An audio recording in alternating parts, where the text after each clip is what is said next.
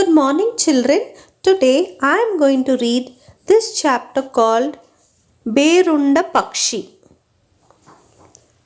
ಬಹಳ ಹಿಂದೆ ನಮ್ಮೊಂದಿಗೆ ವಿಚಿತ್ರವೆನಿಸಬಹುದಾದ ಎರಡು ತಲೆ ಒಂದೇ ದೇಹದ ಬೇರುಂಡ ಪಕ್ಷಿಗಳು ಇದ್ದವು.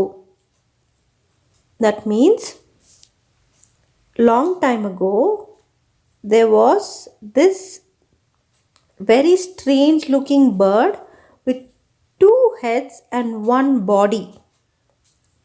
ಪ್ರಕೃತಿ ವಿಕೋಪದಿಂದಾಗಿ ಇಂದು ಅವು ಸಂಪೂರ್ಣವಾಗಿ ನಾಶವಾಗಿವೆ. That means because of the nature's fury, these creatures have been completely destroyed.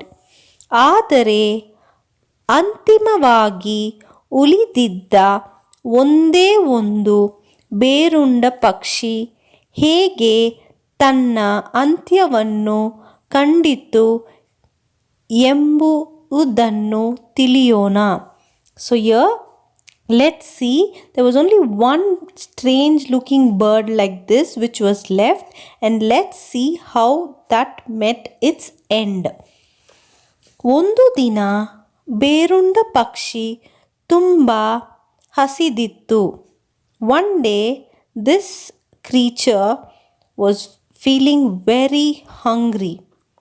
ಆಹಾರಕ್ಕಾಗಿ ಅಲ್ಲಲ್ಲಿ ಹುಡುಕುತ್ತಿತ್ತು. It was searching for food here and there, looking everywhere. ಆಗ ಪಕ್ಷಿಯ ಎಡತಲೆ ನೆಲದ ಮೇಲೆ ಬಿದ್ದಿದ್ದ ಎರಡು ಹಣ್ಣುಗಳನ್ನು ನೋಡಿತು. So what happened?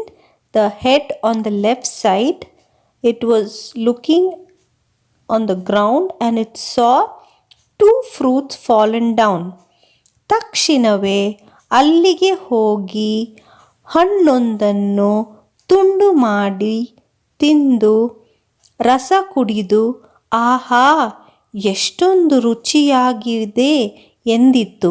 So immediately it went there, took the fruits, made it into two, ate it and tasted its juice and said, "Wow, it's so delicious and tasty." ಆಗ ಪಕ್ಷಿಯ ಬಲತಲೆಯು ನನಗೂ ಒಂದು ಹಣ್ಣು ಕೊಡು, ಅದರ ರುಚಿ ನೋಡುತ್ತೇನೆ. So the head on the right side said, "Give me also one fruit. I also want to taste this fruit." ಅದು ರಸಭರಿತವಾಗಿರುವಂತಿದೆ. So that head on the right side said, "It looks very delicious and tasty." ಎಂದು ಕೇಳಿತು. It requested. ಇಲ್ಲ, ನಾನು ಕೊಡುವುದಿಲ್ಲ. So the head on the left side said, "No, I'm not going to give this fruit to you." ಈ ಹಣ್ಣುಗಳು ತುಂಬ ಸಿಹಿಯಾಗಿವೆ, ನಾನೊಬ್ಬನೇ ತಿನ್ನುತ್ತೇನೆ. So this left-headed bird said, "These fruits are very tasty, only I will eat it." ಇದೇನು ಅಂತಹ ದೊಡ್ಡ ಸಂಗತಿಯಲ್ಲ. This is not a very big thing to tell. ಹೇಗಿದ್ದರೂ ನಮ್ಮಿಬ್ಬರ ಹೊಟ್ಟೆ ಒಂದೇ ಅಲ್ಲವೇ ಎಂದು ಪಕ್ಷಿಯು ಎಡತಲೆಯು ಹೇಳಿತು. So this is what the left-headed bird said. Anyway, both of our stomach is the same, so I will eat it. Doesn't make a big difference. This is what the bird said. ಇಂತಹ ಅನಿರೀಕ್ಷಿತವಾದ ಮಾತಿನಿಂದ ಪಕ್ಷಿಯ ಬಲತಲೆಗೆ ಬೇಸರವಾಯಿತು. So listening to these rude words, the right-headed side of the bird said, it was feeling very disappointed. ಅದು ಯೋಚಿಸಲು ಪ್ರಾರಂಭಿಸಿತು. So it started to think. ತುಂಬ ಜಾಣನಂತೆ ಆಡುತ್ತಾನೆ. So it said the left-headed bird is acting too smart and he thinks he's very clever. ನಾನು ಹಣ್ಣಿನ ರುಚಿ ನೋಡಲು ಬಯಸಿದ್ದೇನೆಯೇ ಹೊರತು ಹೊಟ್ಟೆ ತುಂಬಿಸಿಕೊಳ್ಳಲು ಅಲ್ಲ. So it said, I was only wanting to taste that fruit. I did not want to fill my stomach. ಇವನಿಗೆ ಸರಿಯಾದ ಪಾಠ ಕಲಿಸುತ್ತೇನೆ ಎಂದು ಮನಸ್ಸಿನಲ್ಲಿಯೇ ಅಂದುಕೊಂಡಿತ್ತು. So what it was thinking in its mind, I will teach this bird a lesson. ಈ ಬಗೆಯೇ ಆಲೋಚನೆಯು ಬರುತ್ತಿದ್ದಂತೆಯೇ ಪ್ರತೀಕಾರ ಮನಸ್ಸಿನಿಂದ ಪಕ್ಷಿಯ ಬಲ ತಲೆಯು ಸುತ್ತಲೂ ನೋಡಿತು. So thinking about this only, it wanted to take revenge and it was just looking around.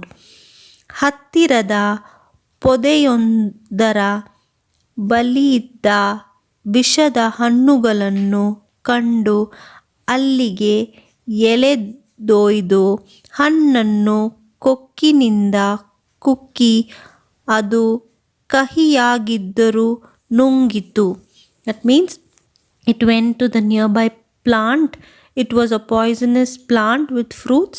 It took that fruit with its beak and it swallowed it, even though it was very bitter.